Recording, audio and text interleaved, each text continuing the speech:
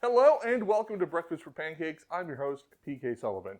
Today we are going to make carnitas. Turn it into tacos, fillings for enchiladas, really whatever. I make mine sous vide because when you have a cut of meat that is so full of delicious connective tissue and fat, low and slow is the ideal way to go.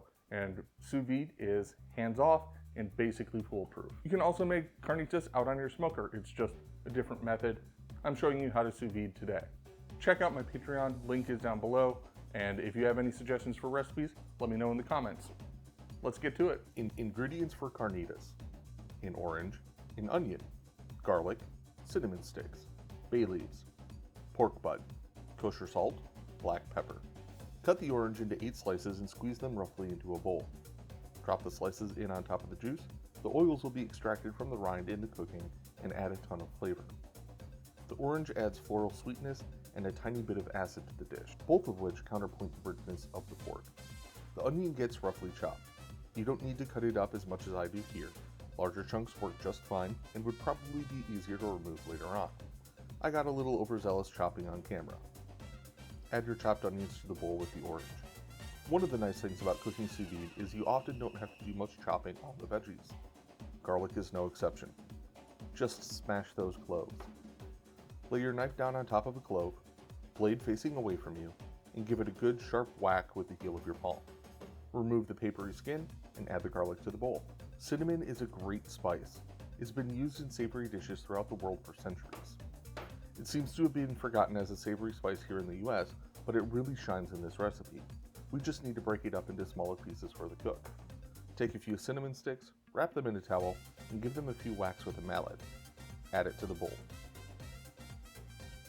Sous vide is a non-traditional method, but this carnitas starts off with the same cut of pork, a nice big butt.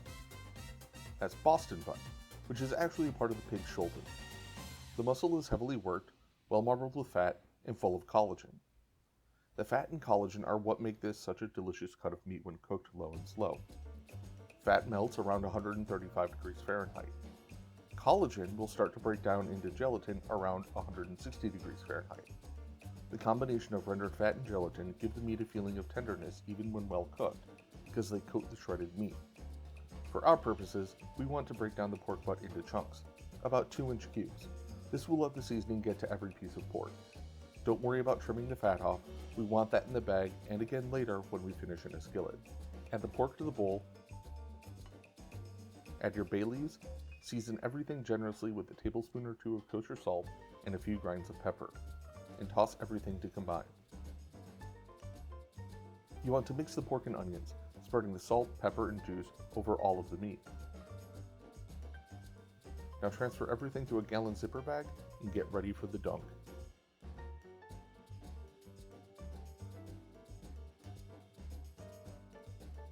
Use the immersion technique to seal your bag. By submerging most of the bag in the water, the pressure will squeeze out the air. Start by zipping the bag 90% closed. Then lower the bag into the water, pressing down on it to add pressure. Get the zipper as close to the water line as you can without letting water into the bag. Then finish sealing the zipper. It can be a little tricky, but once you've got the technique down, it's pretty straightforward. Clip the bag to the side of your vessel somehow. This lid for the Cambro works great for me. And set your sous vide for 165 degrees Fahrenheit for anywhere between 12 and 30 hours. I let mine go for a full 24 hours, and it turns out great. The next day, go ahead and remove the bag. You need to save the liquid, so put a colander in a large bowl and empty the contents of the bag.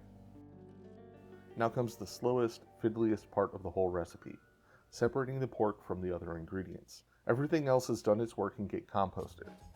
Strap on your barbecue gloves and get to picking. Put the pork in one bowl, the scraps in another. Be sure to remove the cinnamon chunks, those aren't edible.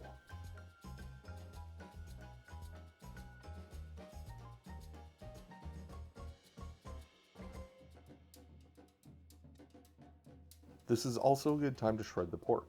Give each piece a good squeeze and break it apart into bite-sized morsels. With a big bowl of shredded pork and a container of the cooking liquid, let's move to the stove. Preheat a large skillet over high heat.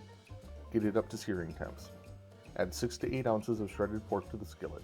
It should start to sizzle immediately.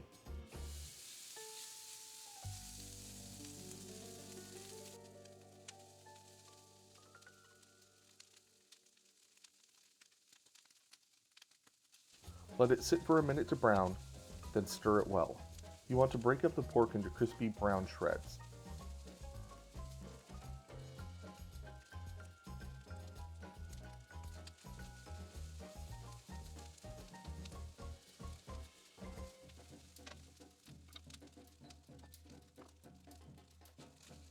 Once you've got browning across most of the pieces, pour some of the reserved liquid into the pan and stir it all together.